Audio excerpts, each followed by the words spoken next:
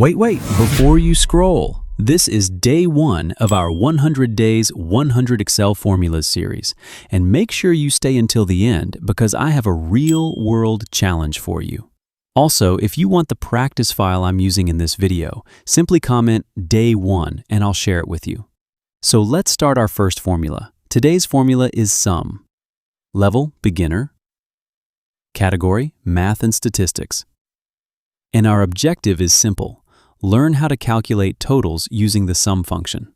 In today's practice file, you'll get practice questions and a real-world challenge. So let's get started. First, let's go to the data sheet. Here we have our sales data. We have invoice ID, date, customer, region, product, quantity, unit price, and revenue. We have 50 sales records in this data set.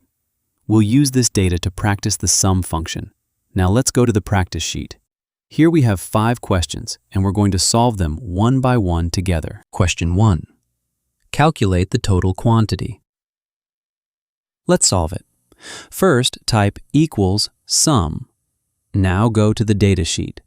We need to select the complete quantity column range. Click the first quantity cell. Then hold Shift plus Control and press the down arrow to select the complete range. Now close the bracket and press Enter. And there we have it. Excel has calculated the total quantity for us. That's our first sum formula. Now let's move to question 2. Calculate the total revenue. Again, start with equals sum. Go to the data sheet. This time, we need the complete revenue range. Select the first revenue cell, then press Ctrl plus Shift plus down arrow to select the complete range. Close the bracket and press Enter. And there we go. We now have the total revenue from all our sales records. Let's move to question 3. Calculate the total unit price. Once again, equals sum. Go to the data sheet. This time, select the complete unit price range. Use Ctrl plus Shift plus down arrow to select the range. Close the bracket. Press Enter. And that's it. We've just calculated the total unit price using sum. Question 4. Now things get a little more interesting. Calculate revenue for the selected range H4. This time, the range is already given to us, H4. So type equals sum, open parenthesis. Go to the data sheet. Select the defined range from H4 to H15. Close the bracket. Press Enter. And Excel gives us the total revenue for only that selected range. So remember, sum doesn't have to calculate the entire column. You can use it for any specific range you need. Question 5.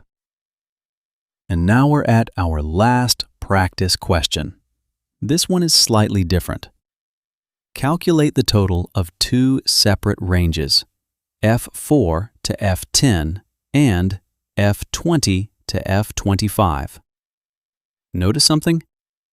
These are 2 separate ranges. So how do we calculate both with one formula? Let's do it. Type equals sum. Go to the data sheet. First select F4 to F10. Now before selecting the second range, type a comma.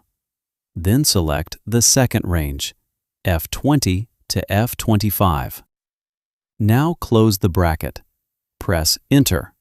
And there we have it. One sum formula has calculated the total from 2 separate ranges. Quick recap. So, what did we learn today? We learned how to use sum to calculate a total quantity, calculate total revenue, calculate total unit price, calculate a specific range, and even add 2 separate ranges using one formula. So now you know the basics of the sum function. But we're not finished yet, because now it's your turn. Real-world mini challenge. Imagine you're working as a sales analyst.